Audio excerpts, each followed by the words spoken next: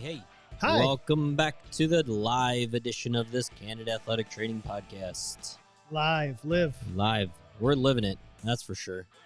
Living How you it. doing, Chad? I'm great. How are you? I'm doing all right. I'm Kevin. He's Chad. We're the hosts of this lovely show. And if you're on this live broadcast, sorry that you got to, look at our ugly mugs. But if you're not looking at them, good for you. We have great voices for podcasting. I was told that at that NATA convention we were at last weekend. By who? I don't know. Somebody random. Like when we were walking around being like, hey, do you listen to podcasts? I'm like, we do a podcast called Candid Athletic Training. And it was a young athletic trainer. And she goes, you sound like you have a voice for podcasting. I said, definitely not a face. I agree that you have a sultriness. Sultry. Whoa. Sultry. Well, we took last Welcome. week off. I'm excited to be here. I feel like we haven't done this in a long time. It's been a minute. We are going to do this. Tonight's going to be kind of a NATA wrap-up edition. We're going to try and do all things NATA, Indy. Yeah. For those of you that didn't go, Yeah. we did go. We had a great meetup. And I would say, we'll give you our insight of what we thought about the convention. Who do we got on the podcast? We've got some live streamers, so welcome to Heck yeah. all. Looks like Ed's here, Megan's here, Kevin's here. Love the live streamers, love the members, and maybe you're listening to this for the first time, or maybe you're going to join it's your first time.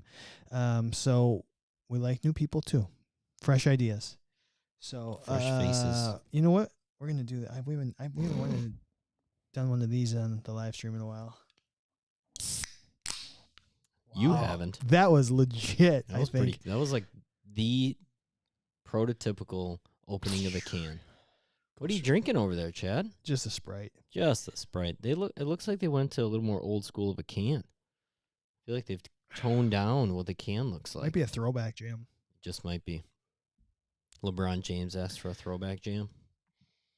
Is he still a sponsor? Or are they still sponsoring him? LeBron? Is he still doing Sprite commercials? I feel like he was doing a lot of Sprite commercials thought- when he was a young lad. I thought it was still Grant Hill. Ooh, Grant Hill. Man, God. What would have happened? The career that could have happened.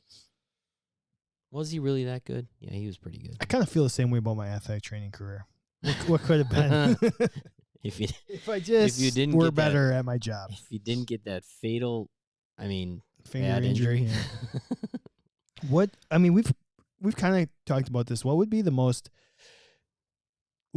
most fatal athletic training injury, other than obviously death? We have Like, talked is there an about that. injury that you think would be the most debilitating?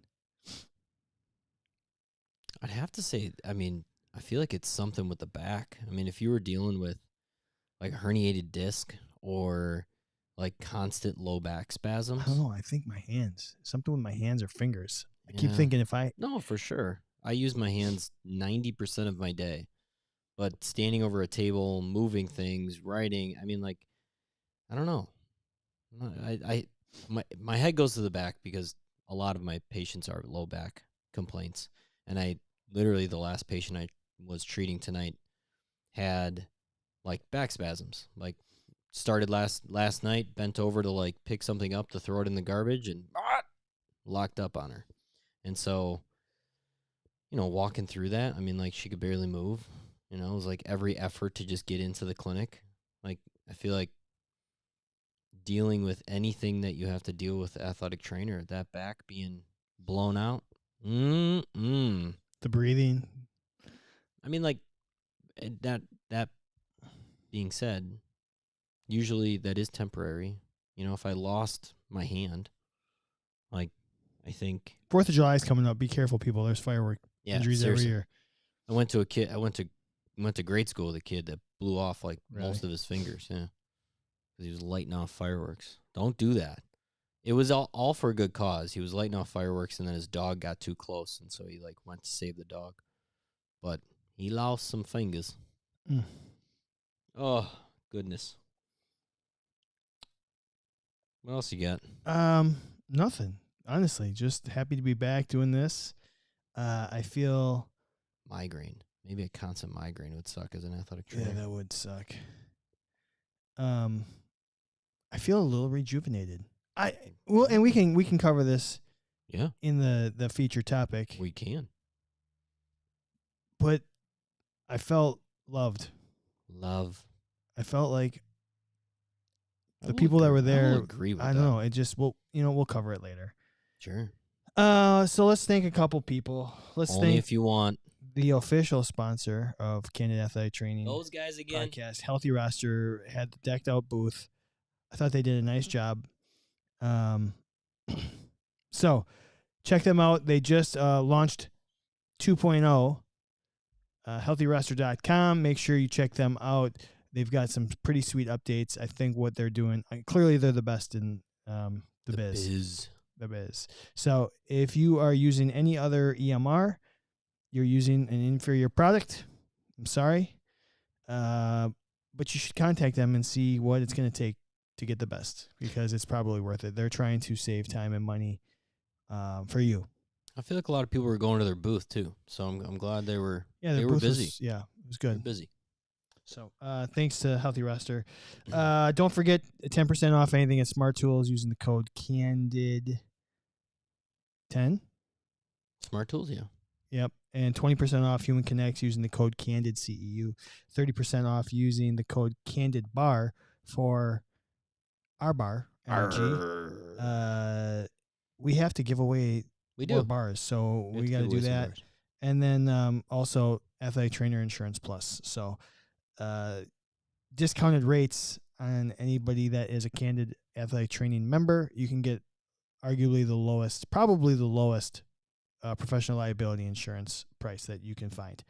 Actually, that's not even probably. We talked to some other organizations at the conference that said, well, what's the price that you can offer? And I told them, and they're like, wow, that's really good. Yeah, it's so true. So make sure you check that out. Athletic Trainer Insurance Plus. Boom. So I got nothing. If you got something, otherwise we can just. I got a podcast. All right, let's do some shenanigans.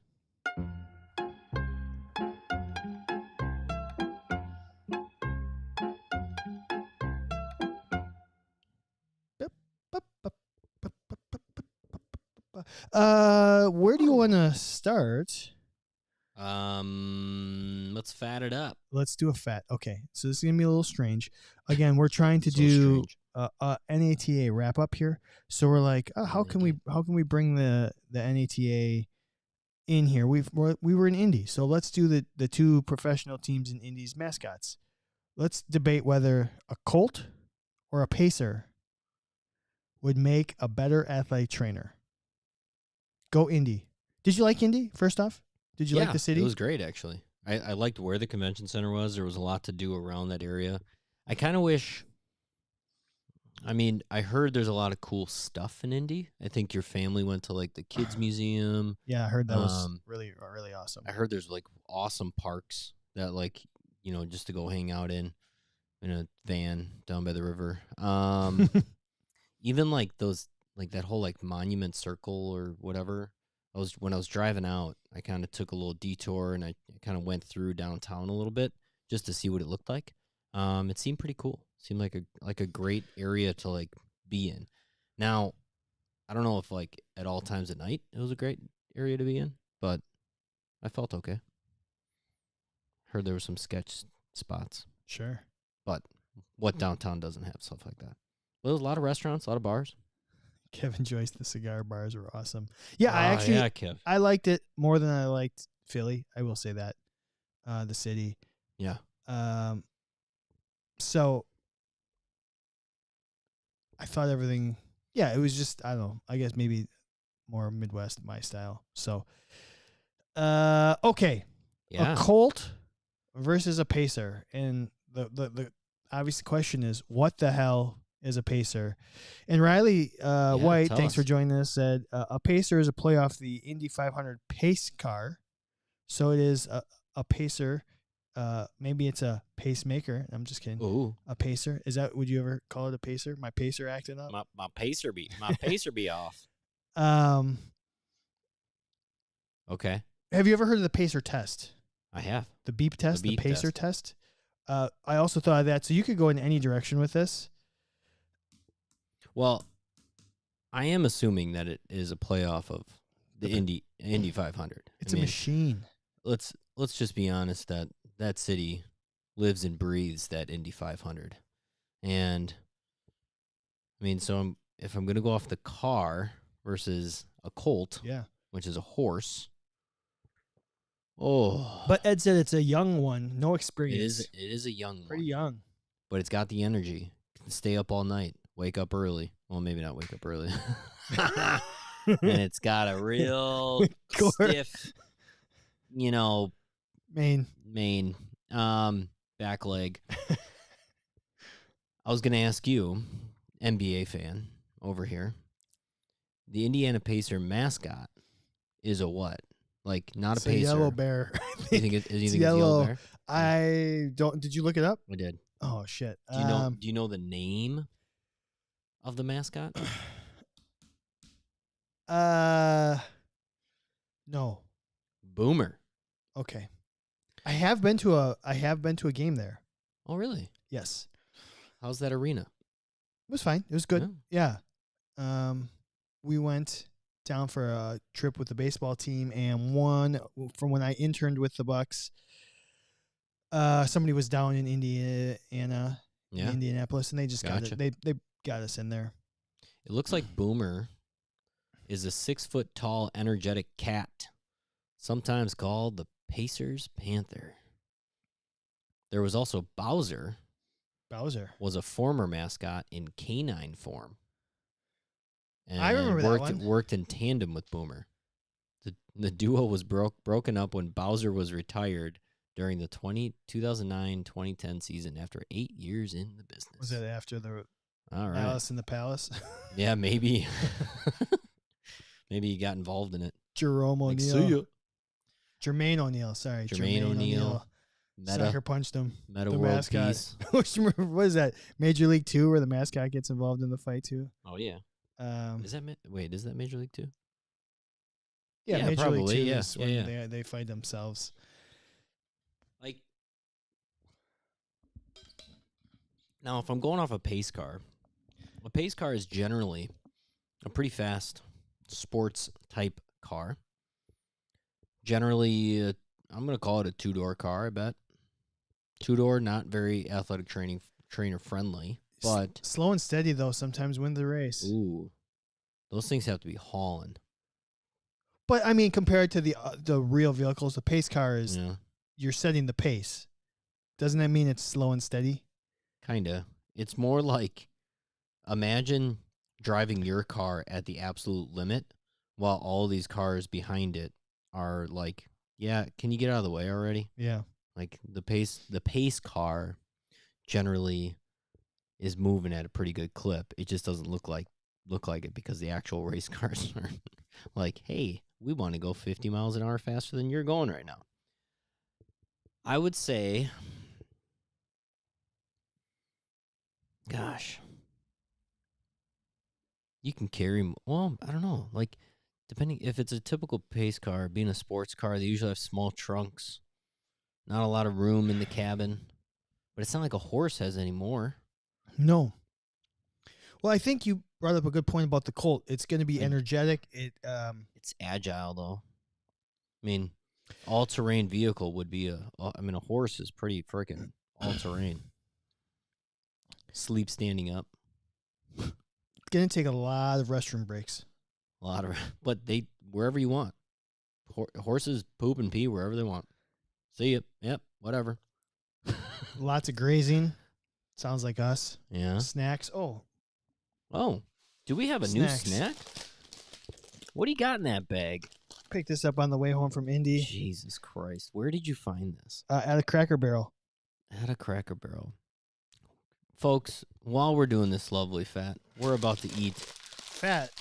Oh, yeah, we are doing Sour Patch popcorn. What was we had Sour Patch ice cream. Yeah.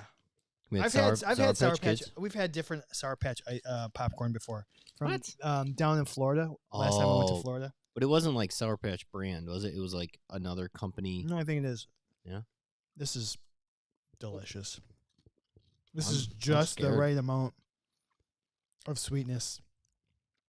Like the other ones from the Florida company is like overpoweringly like you can only have like a handful and you're done. That is strange. This is pretty legit.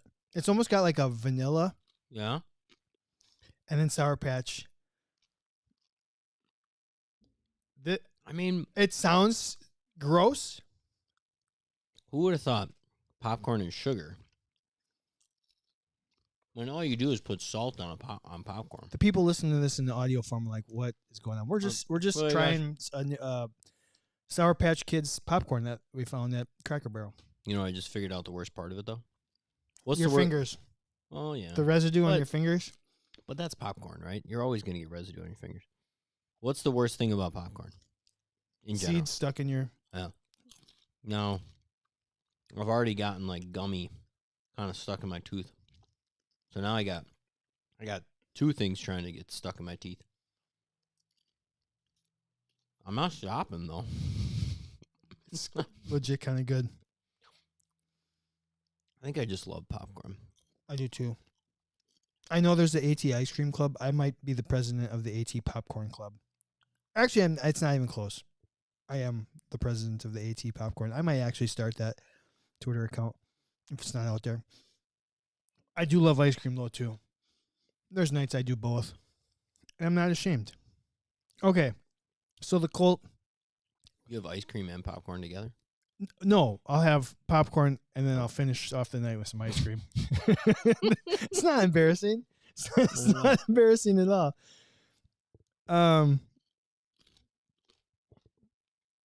So a Colt in general, good work ethic, bred to do one thing. That's true.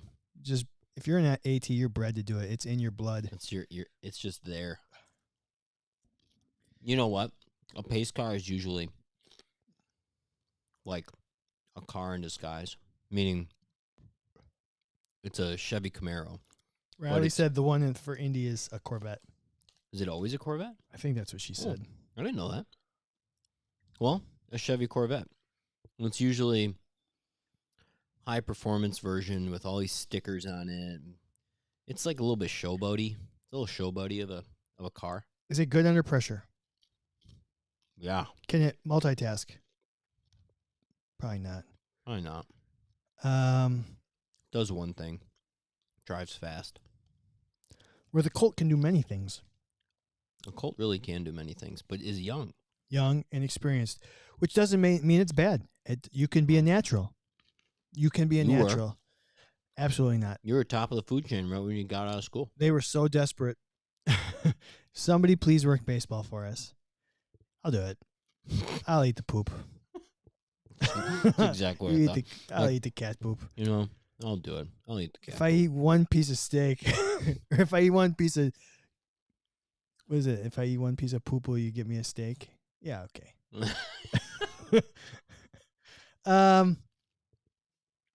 So, what are we missing here? How about working in all conditions? Do they stop the race? Oh yeah, I'm sure they would. Would you race a pace car in the snow? No, not at all. In the rain? Yeah. Put some rain tires like slick. The heat is probably okay. Yeah. What about the Colt? Will the Colt work in the winter? Oh yeah. In the rain? Probably. In the heat? Yeah. Might lay down for a little bit. Which kind of sounds nice. Could you imagine if you're just covering something, you like, all right, I'm gonna just lay down for a little bit. I will say, I bet Colts. Kyle, can the pace car turn right? Absolutely not. Not an easy pace car. Now, a Colt. It's also a gun. Boom, boom. Pew, pew. How about a Colt 45? Pew, pew. Billy D, Colt 45. So a Colt is a male horse usually below the age of 4 years. Oh, we just cut out half the athletic trainers if it's strictly a male. What I was trying to figure out is if it's not gender friendly. A Colt is only a certain type of horse. But it looks like it's any horse. It's a male horse. It's a male horse. Because the mare is the female. Correct, right? Yeah. So Well, just wondering if is a colt only a racehorse? Arabian. Right. Yeah. A Clydesdale. You've done your crosswords. Fast horse. Arabian? I'm gonna go colt. You are. Yeah. I'm a big car guy, too. You are a big car guy. That's why I was surprised. I just think that there's a little bit more flexibility, a little bit more multitasking. Yeah, I think I will also go with. Where do you think? If you're on the live stream, let us know what you would vote. Yeah, would you vote for a colt or would you vote for a pacer? As the better AT. I want to know where these are going to end up on the fat bracket. If lower they right corner. I know, but are they going to make it? Double digits. For sure, double digits. Last week we have I think we had a 1 seed for sure, right? Is that what we said last week? 2 weeks ago, but the waffle fry is for sure going to be the number 1 seed in this bracket. I have a hard time. Great chance. 1 or 2 seed. Megan says she's going a pacer. All right. She wants the machine, the slow and steady. Always gets the job done. Have you ever seen a pace car fail? Yes. You have? What do they do? What happens if the pace car is just try to drive off in shame? Seriously, it's one of the worst. Do they have to bring in it's almost like a WWE match when the referee gets hurt, they have to have the other fake referee run down and take over? Basically. And then during COVID, they just had virtual pace cars in other. What the hell does that mean? In F1. Oh. It just literally was the pace car classically was so that none of the racers would try to edge out somebody before the race started. They have a warm-up lap, right? Mm-hmm. You have to stay behind them and stay in formation. And that guy's hauling ass, but now at least we're not a cold start. But then, so that nobody was I'm just going to go, right? And then it basically turned into a glorified just ref, kind of everybody slow down, there's a crash on the course or whatever, blah, blah, blah, blah, blah. And then they just had flags. And then there's so many, now everybody's talking on walkie-talkies and there's so much communication between the car or the driver and the pit. They don't really need that car. It's just kind of a formality now, if you ask me. Sure. Somebody might know more about racing than I do, but I'm not stopping eating these. I don't know why. It's a little too sweet for me. Yeah. We got anybody else? No. No, I think we're good. All right. You want to do our top 5 or our FMK? Top 5. Haven't done it We forever. haven't done it in a while, so thank you to everybody who took it ahead of time in April, and then we were just stopping people in Indianapolis being like, hey, fill the survey out for us so we can do this bit on our show. So thanks to everybody who we annoyed and filled it out at the convention. We appreciate it. It actually gives us some good content. I actually really think this is a really fun segment that we do. One of my favorites. I think it's how we're going to start. When we go to the convention next year, we're just going to get hundreds of these done. When we were walking around with that QR code, think of how many people we met. I know. How many people we probably wouldn't have met. That's all we'll do next year. I think it was great. Okay. We polled roughly 100 people. I think it turned out to be 107 because I forgot to cut it off at 100. And I realized, we're at 107. I should shut this down. That's fine. So we polled 107 athletic trainers, Kevin. Okay. And we asked them, what's the total weight of your kit when filled? A fully stacked kit, how much does it weigh? Your kit, fully stacked, how much does it weigh? And I'm not going to lie, I wish every top 5 was like these kind of results. It was super competitive. Really? Yeah. This was really fun.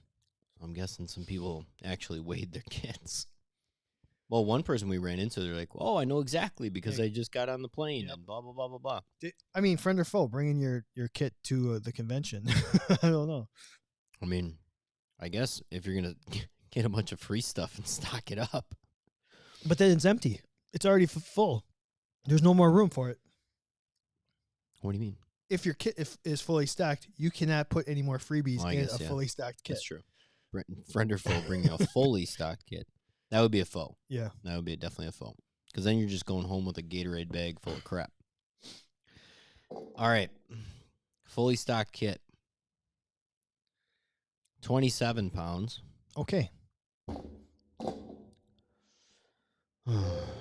47 pounds. I'm going to just let you in a little secret. What's None of them end in the 7, buddy. Dang it. I thought people were getting exact. Yeah, no, they weren't. Then I'm going to go. One person did. I'll tell you what. One person. We'll go 20 pounds. This didn't crack it, but somebody said 48.6 pounds. Yeah, that was from the airport for sure. 55 pounds. 55. Mm-hmm. You know that one? And you know what I'm going with that, right? I can't drive. 55. That? You listen to the Fantasy Footballers, don't you? I have. Yeah. Anytime they use the number 55, they play that. Yeah. They do. 55. They say it all the time too. They work it into every show on purpose. Oh, yeah.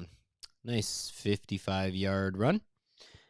And I'm going to go 69. Because I can't help myself. 27, 47, 20, 55, 69. I'm a child. Hey. We did have one person say 69. 69. I think it was just one, though. Well, yeah. That could be in the top 5. All right. It's not. Dang it. All right. Your top 5. Your fully stocked kit weighs. Yeah. 10 people. Oh, so here were the results. First place had 15 people. Second place had 13. Okay. And then it went 15, 13, 12, 11, 10. Wow. So first to fifth was separated by 5. Wow. And not to mention, there was at least, I was like more than half of the responses were these. I mean, these top 5. 21, 33, 46, 58. Yeah. Yeah. So, like, clearly there's some. Now, what's the weight difference between first place and we'll get there. 5th place? Oh, okay. So, in 5th place, 10 athletic trainers said 35 pounds. Oh. In fourth place, 11 people said 20 pounds. All right. Third place, 12 people said 30. Mm-hmm. Second place, 13 people said 40. Mm-hmm. And then in first place, 15 people said 25 pounds. Oh. So 40 was the highest? We had 20, 25, 30, 35, and 40. All made that sweet spot. So between 20 and 40 pounds, that's what 50% of the people said. So when you are preparing for your next athletic training season, your off-season training needs to be carrying around 20 to 40-pound dumbbells. Sport specificity. Yeah. Functional training. Functional training for athletic trainers. Carry stuff. Grab some 20s, grab some 40s. Grab some sort of bag, stuff it with dumbbells, and carry it around. Would you ever just use your kit around. Would you ever just use your kit for a workout? Why not? Hell no. They're usually pretty awkwardly shaped to do things like exercise-wise. It's got handles. Yeah, I know, but like... Can you imagine doing a kettlebell swing with a big kit? You gotta go real wide with those legs. Well, could you imagine... Like, do you remember my bench kit from when I was in pro ball? What those looked like? It looked kind of like a gray, like, tackle box. Sure. If that thing... Struck the wrong part? Well, no, like let's say I was doing a kettlebell swing with it, and that handle came off, and then it flew in the air, and then the door opened, and everything shot out of it or broke. Ooh, that'd be a bad day. Tough times. What's worse? Spilling your kit or spilling a Gatorade cooler? Ooh, I wasn't even thinking Gatorade cooler, but okay, cool. Let's put that up on the social media. I like That's it. a good one. Oh God, spilling the Gatorade cooler. Go to Twitter, Candid_ATC. That would be the handle. At Candid_ATC. You know what I find funny is when there's so many people. Let's say only because I'm staring at it. Right, there's an ultra slide, slide board right in front of us, and let's say we had the inventor of the ultra slide on the podcast and be like, oh, like, right? What's worse to spill, your kit or a cooler? Beverage. Make it a Gatorade. I don't want Gatorade's not a sponsor. Sports drink, like cooler. I want there to be sugar and stickiness involved in this. All right, sports drink. Cooler. Whenever somebody's on a podcast and they're like, oh, like, so where can everybody find you? And they say, oh, well, my Twitter is at, ultra slide. And then my Instagram is at ultra_slide. And then you can email us at ultraslide.com. Like, what I always wonder is I never use anybody's handle. I just search the person or I just search the company and it comes up. Yeah. Like, when was the last time you typed in www, whatever website you're going to, .com? Probably today. Really? You typed www. No. You typed whatever.com. Like smarttoolsplus.com. I might have typed in NATA .org today because I was just doing some CEUs. I honestly can't remember the last time that I actually did the whole .com. Maybe not. I usually just type in whatever I'm trying to find, whatever website. Even if I did Candid Athletic Training, I would just Google Candid Athletic Training. And then it pops up. Yeah. Or if I'm looking for something on social media, Candid_ATC, I'm just going to type in Candid Athletic Training. Search. There it is. It's kind of weird. Handles. And I know there's a lot of John Smiths out there. And so there needs to be different forms. And the best is when you're scrolling through John Smith 1, John Smith Seriously. 4, John Smith 7. And you know that 1 through 242 are probably not even real people. Oh, Ed hasn't written in 3 years. www. Yeah. I'd like to know, what was it? Could you imagine if you actually could remember the last time you did it? Like July no, 29th, on July 2018, I typed in www. I mean, some people CandidAthleticTraining.com. Some people can do that.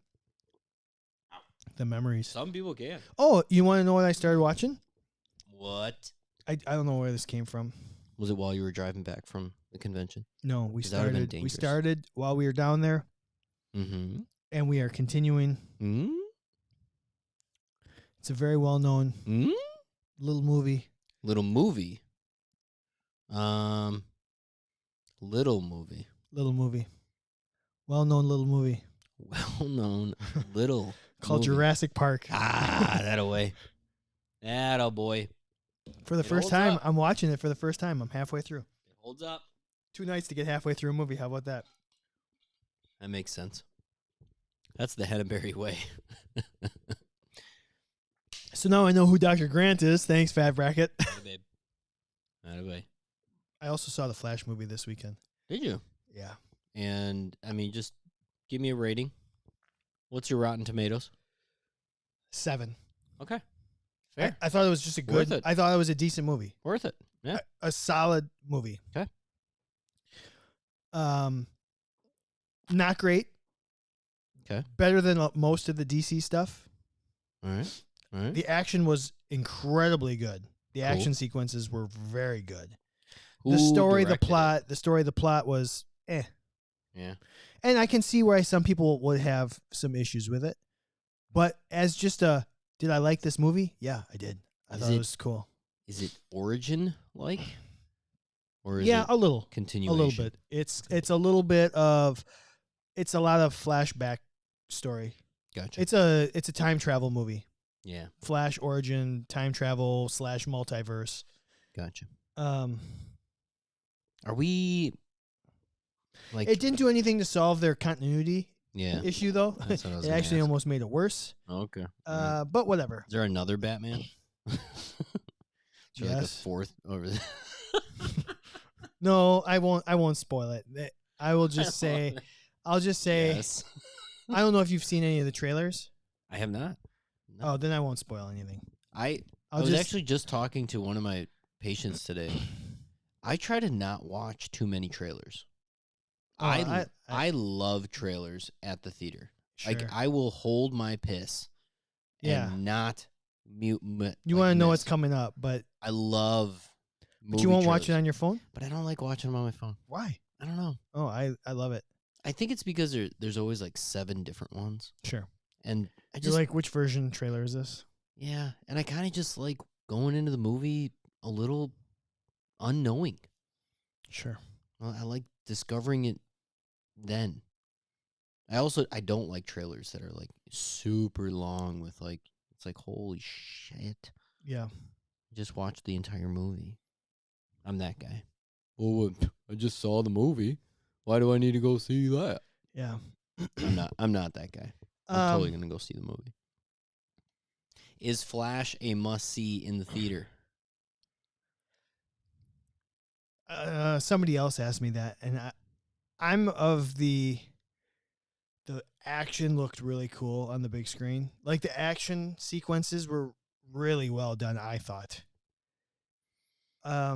So in that respect, yeah, seeing it on the big screen would be cool. Yeah. However, spending $20 on a movie that you didn't necessarily love the story, maybe, and I was fine with it. I didn't. Okay. It wasn't the best story I ever. Okay. I mean, it was fine. It was fine. It was a good story, and I thought they did a really good job with the action sequences. And there was enough times where I actually laughed out loud. I was like, oh, I wasn't expecting that. Did you go LOL? Yeah. Nice. Typed it on my phone, held it up. Can I ask you? Does it give it away if you tell me who the main antagonist is in the movie? Does it give anything away? No. Who's the main antagonist? Who's the bad guy? This is not a spoiler because it's in a trailer. It's a spoiler for somebody who hasn't seen the trailer, but it's Zod. Oh, it's okay. It's Zod. Okay. Yeah. That doesn't spoil anything for me. Yeah. What would it would spoil me if you were like, and then they introduced this character in the DC world that like clearly is now they're gonna go that direction, and that wasn't in the trailer. Then I'd be like, well, dude. Well, there was a trailer for Blue Beetle. Blue Beetle? I don't even know who Blue Beetle is. DC character I'd never heard of either, but kind of their version of that doesn't sound like a very good superhero. It's almost like the DC version of Venom.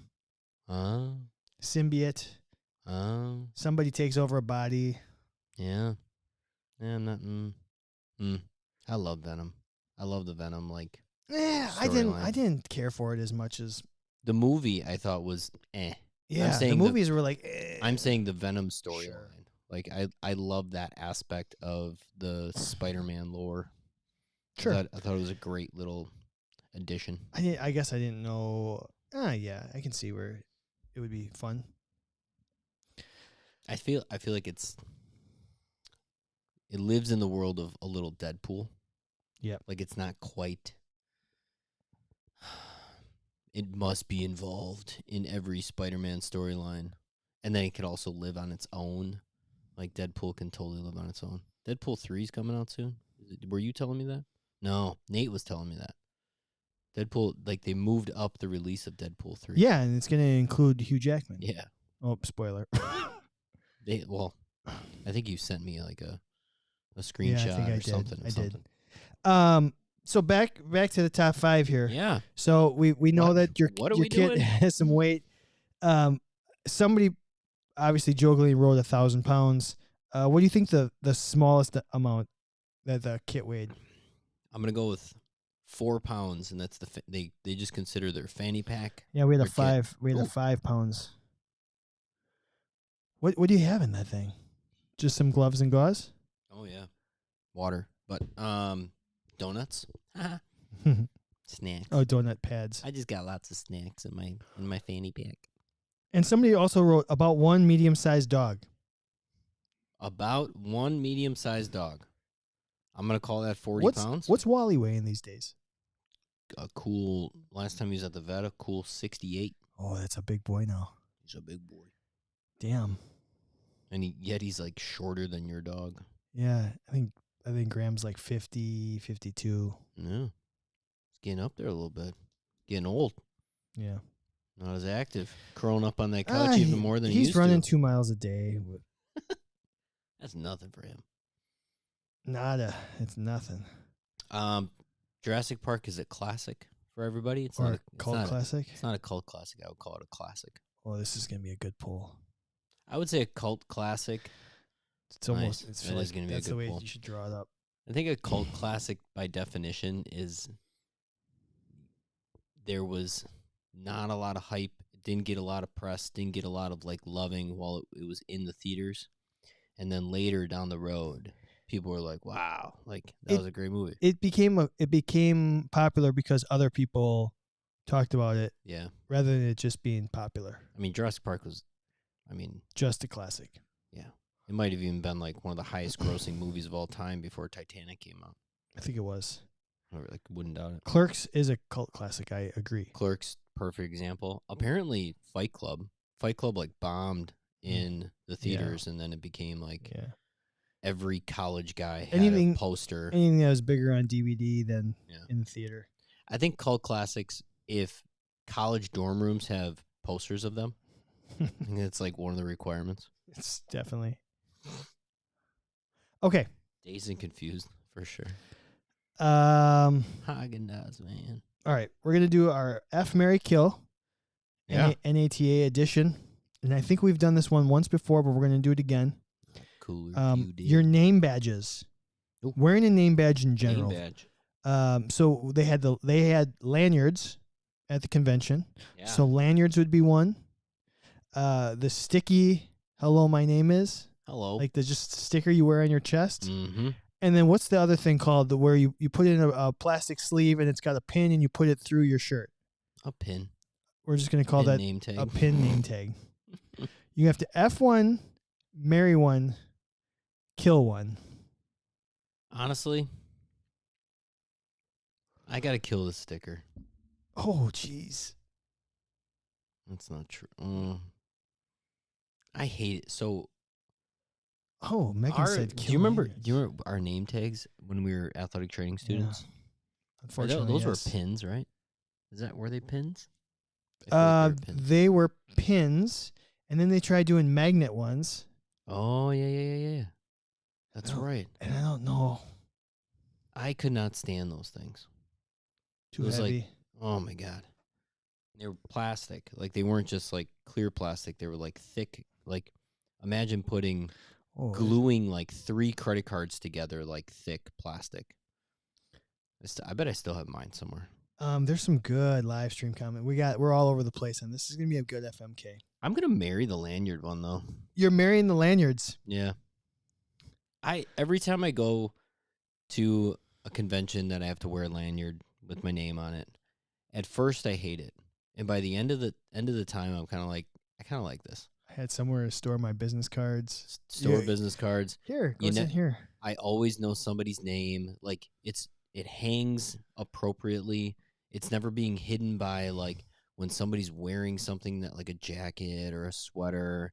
The sticker, the reason I'm going to kill the sticker, as much as I would love that, you could change your name at any time.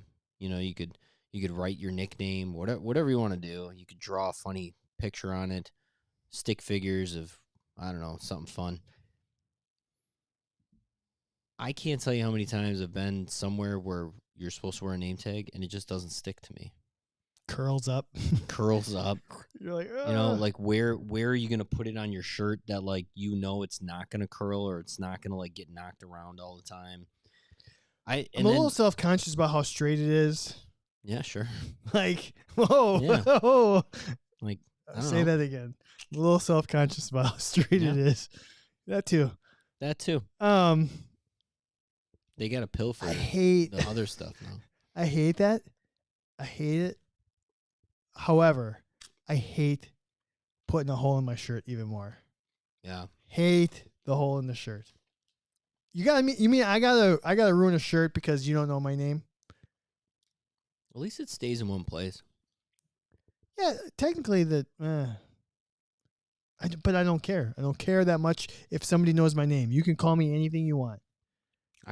Do you care if somebody uses your name or not? No, I do not care if somebody uses my name, but I thought the people that know me will use my name. If you don't, it's okay. It's like at a convention, though. Here's an idea. It's pretty wildly nice. Here you go. Introduce yourself. Hi, I'm Chad. Nice to meet you. We talked about this, though. Shelly? Okay. I'll say that 3 times so I memorize it. Isn't that what you're supposed to do? You're so good at names. I'm not. You're so sometimes. Yes, you are. I'm okay. I'm okay. You were, because I got down to the convention late, and Chad's like, "Oh, there's this person. Oh, there's that person." There's a difference, though. I run the social media for us, and I see all the faces. Every time I like something, retweet, tag someone, I'm seeing their picture. So I've seen pictures of people 1,000 times before I see them in person. Listen, all the people that are on the podcast right now that came to NATA, Kevin, Chris, well, Mike, you don't have a picture. Honestly, seeing them in person versus that picture, I was like, oh, yeah, that's what you look like. Well, I ran into Ben, our friend Ben Rockwell. Yeah. And I'm like, Jesus, Ben. Like, I've had hour phone conversations with him before. I'm like, I finally know what your face looks like in person. Yeah. But anyway, other than Kento, I knew Kento right away. That shouldn't be funny. No chance that's not. Well, you just saw a guy and you knew he didn't pay his rent. Kento. That freaking guy doesn't pay his rent. And that looks like a guy he also looks like he runs marathons for fun. And he just had a smile on his face. Kento Contento, that's his new nickname. That's right. So I will marry the Lanyards too. I kind of like them. You kind of like them? Yeah, I kind of like them. I like that they don't ruin your shirt. Mm-hmm. I like that I can just flip it over my shoulder. I like that I can store stuff in it. It's the most useful of the 3. Now, what if? Okay. All right. So therefore, I'm killing the name badge pin. Stick a hole in my shirt. No, I don't think so. Because one, you gotta hate the stickers, though. Okay, how about this? I don't think I can fuck with the sticker. I mean, I can. I'm effing the sticker. Mm. You get it on just right. I want to stick that pin sticker. In the pin. But here's the problem with the pin, the name badge. One, there's usually a plastic sleeve, right? Mm-hmm. So now you gotta take it out, then fill it out, and then try and put it back in the sleeve, and then assemble it. It's usually weird. It's like, how did this get in there? It's like a 9-step process to get your name known. I got it out of there. Like, how do I get it back in? So let's see what the live streamers say here. Megan said, kill the lanyards, F the stickers, marry the pin. So she's the complete opposite of me. I hate lanyards. So useless. Advertising. Ed said if the NATA lanyards get any lower, we would be staring at each other's nether regions, which is fine. That's fine. You usually have to pay for that, and if you can do it for free, it's okay, Ed. I noticed that right away too, though. They're low. Like, wow. How low can you go? They're like at your belly button now. Even if you're like tall. Jesus Christ. These are the lanyards for the NBA, right? Yeah. Riley said, marry the badge, kill the sticker, F the lanyard. The badge. That's what it's called. Chris said, kill the pin, marry the lanyard, F the sticker. So Chris and I are locked. Simpatico. Mike Hopper said, I have nameplates that are magnetic, wear them about 3 times a year. Agreed. So silly. Too heavy. Ed says, stickers and pins both suck. I marry the lanyard because I accept it for what it is, but I know it can improve. They are low enough, though, so no one thinks I'm staring at your milkmaids. Thanks, Kevin. Lanyard's trash. Annoying, itchy, always getting in the way. Stupid little attachment that makes you look itchy. Cool. Effing the sticker. Short-term sticks for a short time. Cheap. Hi, Chad. Oh, that's because I said, hi, I'm Chad. If you ever stab yourself with the pins, I do it every time. Mike said he's awful at names, and that's okay. That's okay. Business ideal. Make a convention T-shirt with name and employer on it. Huh? Make the shirt. So Ed wants I think Ed wants just a print. He wants a print right with on the your shirt? name and your employer. You got to wear that shirt every day at the convention. 3-day convention. By the end of the convention, it's like, there's an interesting smell in this place. Oh, this is a really good question, Riley S. Here's a side question about the name badges and the lanyards. How many ribbons from the ribbon wall were too many ribbons to put on the name tag? You're like 4 deep. Professional, collegiate, emergent settings. I'm a leader, and I also know somebody who's famous. I did see 4. That's too many. I saw a lot of 2s, but I did see a 4, and it was a little like... Do you want to know what? You want to know what my true opinion is? Because it's Candid Athletic Training? I really, really do. Get rid of it. Get rid of it altogether. Should it matter? We're all athletic trainers. Isn't that what's important? Why are we building up barriers? Why are we segregating based on let's just all be athletic trainers and accept each other for once? I never really got the ribbons. Like what? So I understand why your name and then like what you're affiliated with. Because then people see, oh, Kevin Creighton, Structural Elements, Shorewood, Wisconsin. Like, how many people did we run into? And it was really easy. Like, oh, like Connecticut. Like, where in Connecticut? Like, do you work? The ribbons. That's part of the conversation that you're supposed to have with the person, right? Like, we're all athletic trainers. Why are we creating like, well, I'm secondary school. I don't think I'm going to talk to that person. I'm going to avoid them. I think you just have the conversation, and then, oh, like, so what brings you to the convention? Oh, I just want free stuff. Oh, I'm doing a talk tomorrow. Oh, about what? Yeah. I mean. Exactly. Yeah. No, I agree with you. Let's tear down the barriers. There was also what was it called in Vegas? Emerging settings or something? I think it was called something else this year. Oh, was it? Because wasn't it the orange ones?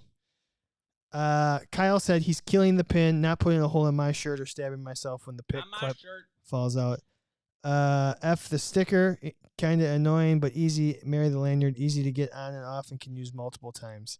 If you're easy to get on and off, Kyle, you're not marrying. Oh, hey. They put a hole in your whole shirt. That's what she said. Luda. Kevin Joy said, marry the lanyards can always be good for keys. F the sticker, always good for a quick stick. Kill the pin, don't want my nipples pierced. Stickers are basically one-night stands. That they are. Thank you, Chris, for that. Now we're talking. Stickers are basically, I think I'm just going to start that. I don't even know if they make it the one night. You know they're what? Just they're like a quickie in the bathroom. Stickers are basically one-night stands. Look at it. It's on there. Yeah. Is there enough ribbons to make it so the lanyard could touch the floor? Green jackets are enough of a segregator. Tell peeps your Hall of Fame. That makes sense. There were emergent setting ribbons. Yeah, there were. I looked on that wall. I didn't see it. Who doesn't want to wear the ribbon? Seinfeld reference. I don't know. I got fancy volunteer ribbon. Volunteers. So I can't wait to have that exact same discussion next year. Because is anything going to change? No. Yeah, I guess that's the topic. Yeah, so let's do that. Let's go to the topic of the week. Okay.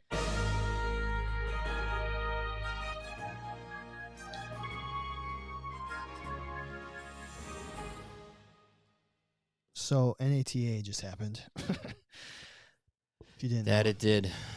If you've been listening. And we put up a couple questions on social media, but Kevin, what was your favorite part? My favorite part. By far, putting names to faces, meeting people that actually listen to the podcast and hadn't met them in person yet. I mean, even though I didn't go last year, and I would say we have a lot of a different. Trying to think real quick here from 2019, like Vegas, when we got to meet a lot of our listeners in person. I'd say we have a lot of different listeners, like the hardcore, like listen every single week, are on the live stream. There's a few holdovers from back in the day. Ed, for sure. I mean, you okay? No. Something just happened to Chad. He almost died. I got stuck right in the throat. That's the second time I almost choked on the live stream. There you go. Choke it down. I was trying to cough it out. Choke it down. Water everywhere. That's what she said. Where were you? So it was nice to meet a lot of new people. And I think that's my favorite aspect of doing this. We're very frank on the podcast. I don't really go to a lot of if any of the talks. Hopefully you're not listening into NATA. I looked on a lot of the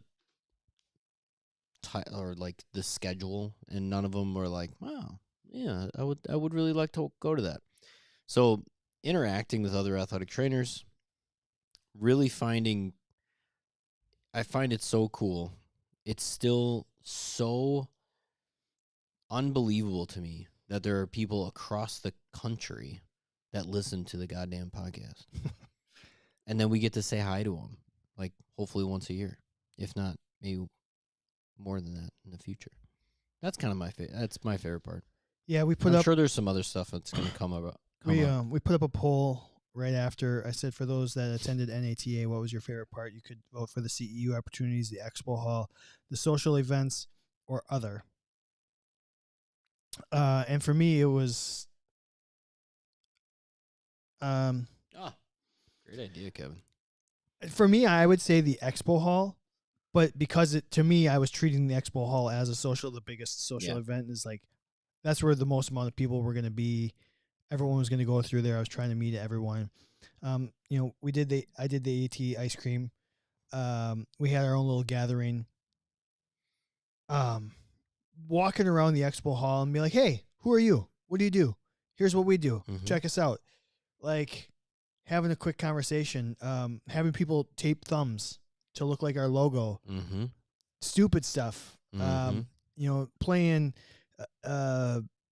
Pokemon or medicine with people. I think literally just introducing the idea of having fun while being an athletic trainer, and especially at a convention that a lot of people, frankly, are being a little stuffy at. Professional. Yeah.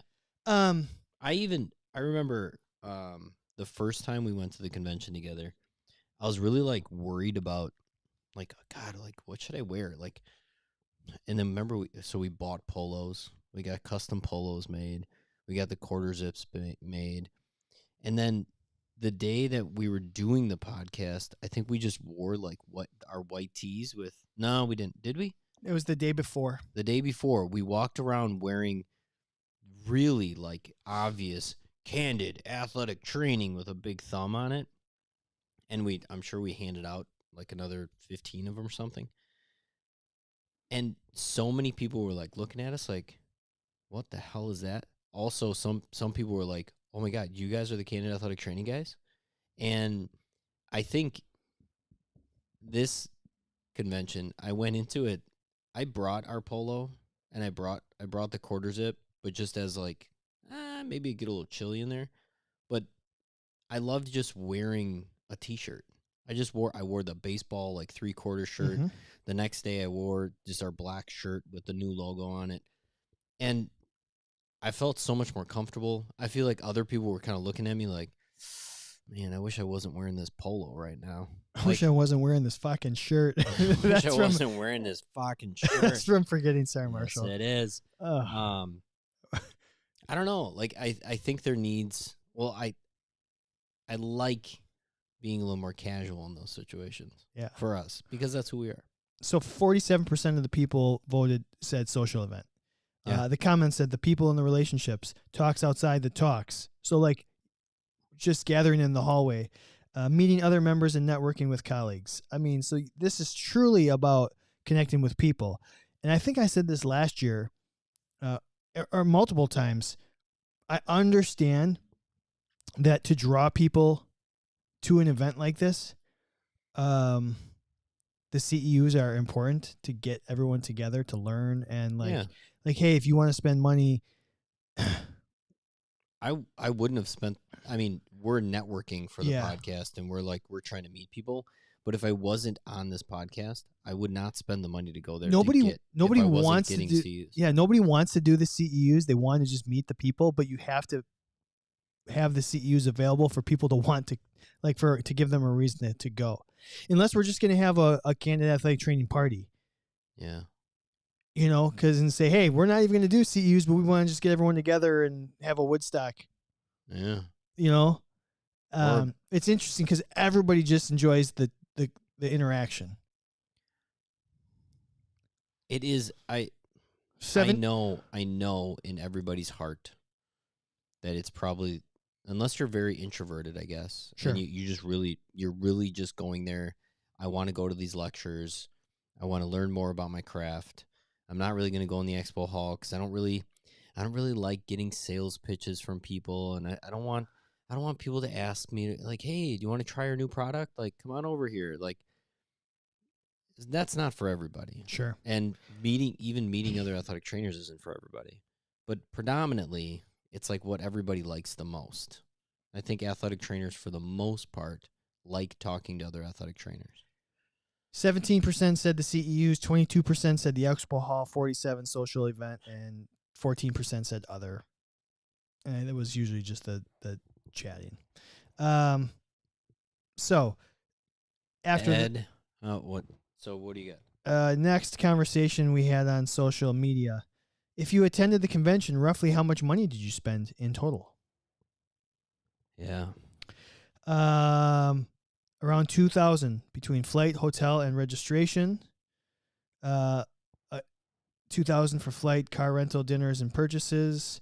Probably $1,800.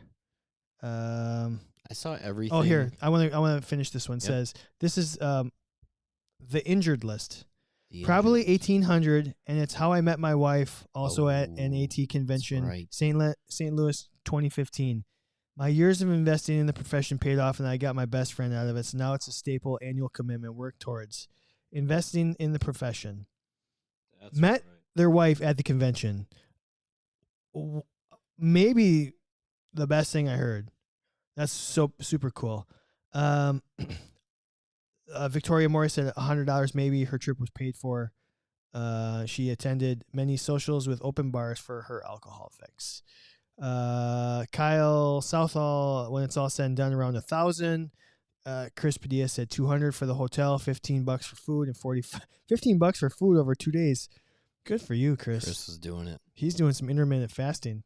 $45 on stuff I bought at the expo, so $260. Maybe he drank all of his calories.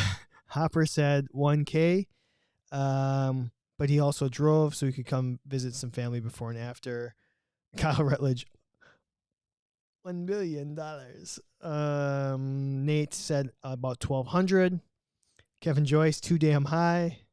Tom Barkowski said about $1,400. Corey Smith said about $1,750.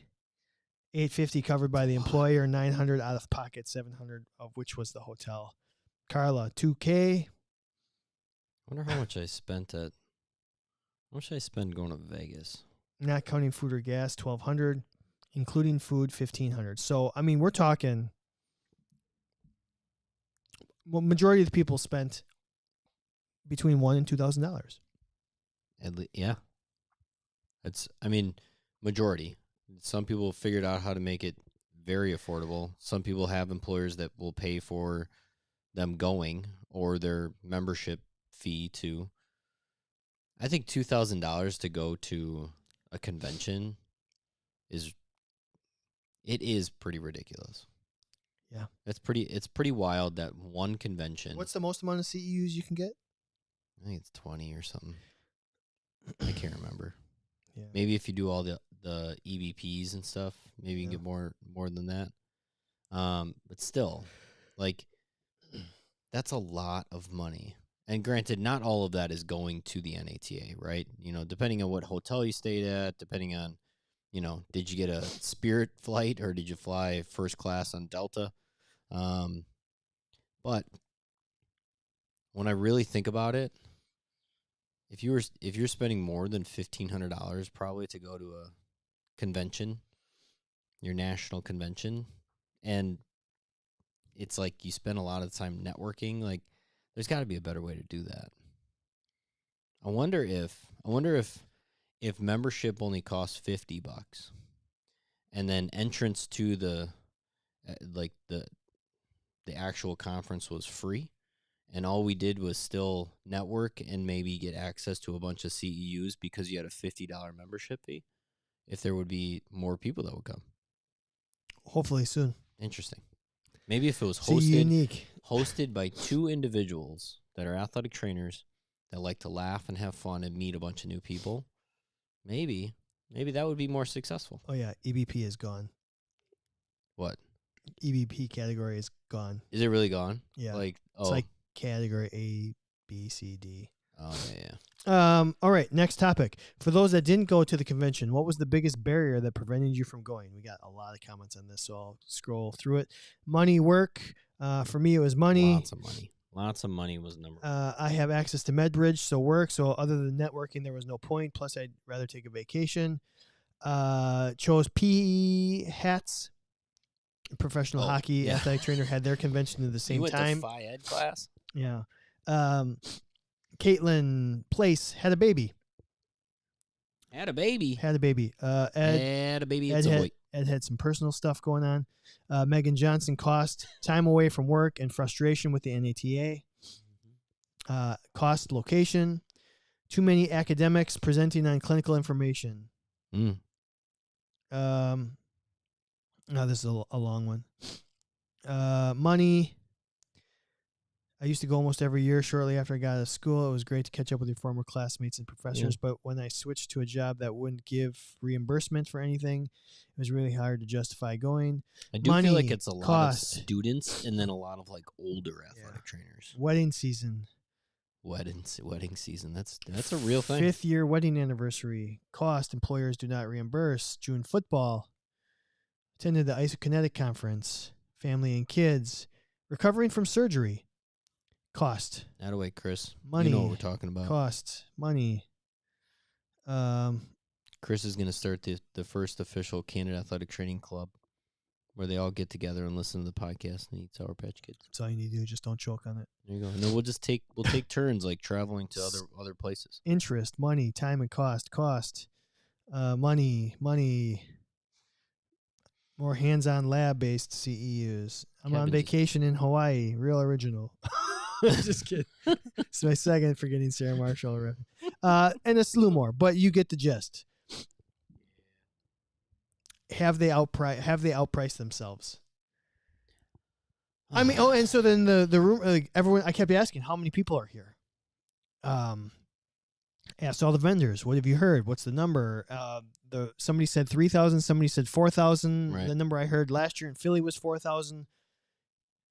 So what is that, like 6% of athletic trainers around the country? I mean, what is there, 60,000 athletic trainers? Not really sure. I don't like. Can we ever find that number? I know when we were in Vegas, they kept saying 45,000 NATA members. Yeah. So like, we know a lot of people aren't members. So, but you don't have to be a member to go to NATA. No. It's just you just pay kind of more. silly. Yeah. Did I tell you my like paying story? No. For the Oh yes, you did. Yeah. I don't like. That was amazing. Like, and so I went on, and I'm a procrastinator. I do a lot of things like, that's right, I got to register for the convention. And I missed it by like, I don't know, a week or something of like pre-registration. And so I see that on the website, and like I think pre-registration was like $345, something like that. And so I click, and then like it was almost $500. I think it was $495 if you didn't pre-register, which is a lot. And I'm like, listen, telling myself this is technically a business expense. For the podcast, if it really comes down to it, maybe we got a little junk, a little change in the kitty that I can take some to recoup some of these costs. So I click, purchase, and it charges me $345. And I was like, well, look at that. That's pretty cool. I got a call the very next day from the NATA. We need to talk to you about your purchase for the NATA convention. Unfortunately, you were charged the wrong amount. And I'm like, oh, here we go. And I eventually got them to say they were going to charge me. It was like $400. Like they gave me half of what I was supposed to be paying. They split the difference between what you did pay and what you were supposed to pay. Yeah, but they literally called me and said, you need to give us more money. Or don't come. Like, holy cow. Yeah. Like, somebody was on top of it. Somebody was like, oh, that person did not register at the right time. You charge them more. I'm like, all right. The part of me wanted to reach out to the NATA and be like, listen, as an athletic trainer, I understand I probably should, I signed up later. Why don't we just not have, like, early registration and this and that? Like, just make it a lower, easier price for all athletic trainers. So you're telling me that people walked up to the door, and when they registered, they said, I'm going to charge your card $495. I paid when I got to Philly, I paid there at the conference. And it's insane. The year before. That's a lot of money. So it looks like comments on the live stream. Megan said NATA has less than 37,000 members now. According to Mike Hopper, BOC has 60,000 credentialed individuals. That's a good indicator. The rumor is, we don't know what the truth is, how many people were at the convention. Some people are saying 3, some people are saying 4, some people are saying 6. That's still less than 10%. Yeah. And maybe 10% is actually a good number. I don't know. Honestly, I thought it was well run. I thought it was fine. Yeah. I don't have a problem with what they did. I enjoyed myself. I thought everyone there, I thought the energy was good with the people that I talked to. I thought everyone who was there was super into it, and that's what it should feel like. I'm guessing some of the vendors were a little disappointed that they didn't get to see more people. Oh, for sure. I mean, you're paying out the ass to have a booth. I'm not gonna and to some companies, it's just built into what they do every year. Mm-hmm. But if you are one of these smaller companies that are trying to reach more people, I mean, you're talking thousands and thousands of dollars to have a booth at this place. And I get it. It costs money to rent the convention center. It costs money to buy lanyards. I got an umbrella. Did you get a free gift? No, I didn't technically. Because you weren't technically a registered person. I loved when that person was like, "Are you supposed to be here?" Me? Yeah. Yeah. I am. Our friends at Pax Bags, so check them out, paxbagsus.com. Pax said they signed up to get a booth and they could have like up to 8 people there, and they only had 2. And they reached out to us and said like, "Hey, do you want to just go and be on our tab?" I was like, "Yeah." So I didn't pay. I just went. I didn't pay to go to the conference. I just technically was a vendor and walked around on behalf of Pax Bags US. So definitely check out their stuff. Right. So for sure, Pax guys. Yeah. And I mean, Kevin and the gang came to our hangout, so that's cool. That they did. They just want to meet more ATs. Mm-hmm. They're in it to win it. So, I do. Did you have a favorite booth in the expo hall? Other than Healthy Roster? I mean, Healthy Roster, PAX. I mean, we have affiliate, but like, did you have a booth where you're like, oh, that's kind of cool?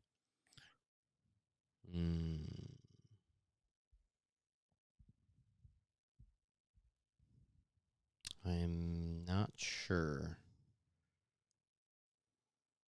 I am kind of going through the convention center in my head. Nothing was like wildly standing out. I did enjoy that ankle brace thing. Like that was the hydraulic ankle brace. yeah, that was definitely like it seemed like a good product. It seemed like all right, maybe we're getting something here, that we're reinventing the wheel just a little bit here, but maybe this is possible. I have my questions about it, but at the same time, I think I don't know, they were working with a lot of the NBA guys. I do think it was the most unique product. Yeah. Like that one stands out. I'm trying to think like I don't know, like nobody like wowed me with like a new tape, or Howie's is great. They're cool guys. Kind of fun to hang out with them. A couple people are saying D3 tape. That was I didn't see it. D3 tape. I think was that the South African guys? Maybe. I don't know if I'm right on that one. We did a thumb tape there. Randomly pulled somebody up. I think that might have been D3. I don't know. You're right. Again, bad with names, bad with like remembering the names of products. Did you have a favorite one? I kind of did like the table tablet. Yeah, that was the D3, the South African guys. The tablet, the cadaver. Oh yeah, tablet was kind of yeah. cool. That was kind of cool. That guy was really nice. Yeah. That was cool. The one thing I didn't really want to get too far into it because obviously we weren't going to buy it. Yeah. But why? And if anybody's listening and they have a good app, why is there not an app for fascia? Like why do we not like any of these anatomy apps and like even that table cadaver thing? At no point did I see him removing fascia. Yeah, and I was like, that's like one of the most important things in the entire body. And we just don't really, we don't have it. We don't have it on apps. I want to see it. Mike says those guys better be cool. 80,000. Yeah. Seriously. He gave us the whole spiel. It was wild. Yeah. So, thank you, Megan. What did I miss? Active Armor. I think Anatomage is a. Oh, yeah. Active Armor Splints. I don't remember that one either. So yeah, or is that or no? That was the table. Yeah, yeah, that was the table. Never mind. You got anything else on the convention you want to go over? No, I mean, I think we hit a lot of the stuff. I mean, listen. I think young athletic trainers. I think it's a really valuable place to actually go and hear some talks. I think they do a much better job of having workshops than just sitting in lecture halls and hearing the same things over and over and over again. I mean, I saw an entire room. I walked past it, and everybody, and I think it was like rethinking ankle rehab or something. I have no idea what they talked about, but every single person in that room had their shoes and socks off, and they were working on feet, foot exercises. That alone, to see that going on at a convention, that's wonderful, because I think we're in a phase of taking care of humans that people want to explore new fun ideas that might be quote unquote out of the box.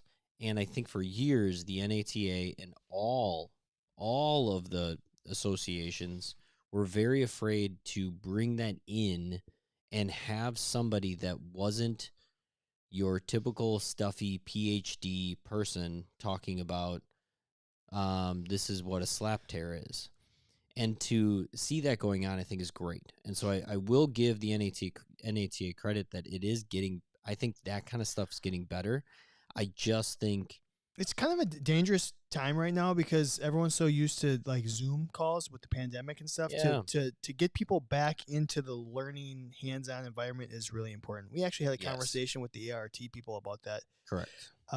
So yeah, I agree with you 100%. I think there's some serious value that like we as athletic trainers need to not forget, and I think other athletic trainers need to maybe start trying to get back to like in-person learning of CEUs and like hands-on skills and maybe going through the paces. Go take a BFR class and actually feel what it is like to put your patient through BFR, or what it feels like to get ART, or what it feels like to get maybe some alternative ways to do joint mobilizations, whatever it is. And I hope that the NATA starts accepting non-athletic training continuing ed worlds. Like, why not have NATA be a little bit of a chance to bring in more strength conditioning and more like even chiropractic, or even bring in some PTs, or why can't NKT be at the NATA? Like, why can't there be an NKT like teaser, 1 hour class of NKT? Right? Well, that's what we're trying to do. Exactly. And I think NATA, if you want to try to do it, go for it. But I think why, like, and it maybe because there's too much like not advertising commercially, like, and that people are trying to sell a product then, and then maybe there's conflict of interest. I don't know. People always say that at the beginning of their talks. At the same time, those people have spent their life like building these systems that might be really beneficial to athletic trainers. And why not invite that into our world instead of saying like, nope, the only people that are allowed here are students that have written research papers and PhDs that have written research papers. Like, I don't know, it's tough. I think it's a really tough thing. And even me and my company applied to give a talk, and they were like, no, I don't think we're going to do that. And it's because they saw us more as I think, commercial. Like, we're trying to drive business. And like, no, like, we're trying to expose athletic trainers to another way of evaluating the body. And I think that would be a really valuable thing for a lot of people to know. Anyway, no, I don't have anything else. I'm just scribbling notes, thoughts. Yeah. There's so many good ideas flying right now. Some of the live streamers. I'm just trying to write things down to remember what our goals are. But no, overall, I'm glad I went. I'm glad we were there. I was just happy to meet people, meet companies that are looking to, reach ATs. I think I don't know. I think at the root, the purpose is there. Do some tweaks need to be made, sure. But overall, I think it's still a cool thing to do. And hopefully, if you're an athletic trainer and you've never been to one, you plan on getting to at least one at some time in your career. So, Kev, I'll teach you how to do some massage therapy. So, no, that's it. That's all I got. Okay. So, again, yeah, let's shut it down. Let's shut her down. Well, thanks for listening. Our recap of the NATA. And, thanks, Healthy Roster. Thank you to R-Bar. Thank you to Athletic Trainer Insurance Plus. Thank you to Human Kinetics. Thank you to SmartToolsPlus.com. Just got my BFR cuffs in the mail. I can't wait to play around with them. Head over to the website, CandidAthleticTraining.com. Leave us your suggestions for any kind of topics, top fives, all of the above. Anything else for the folks? No, I think. Thanks for listening. Peace. We'll see you in July. Bye.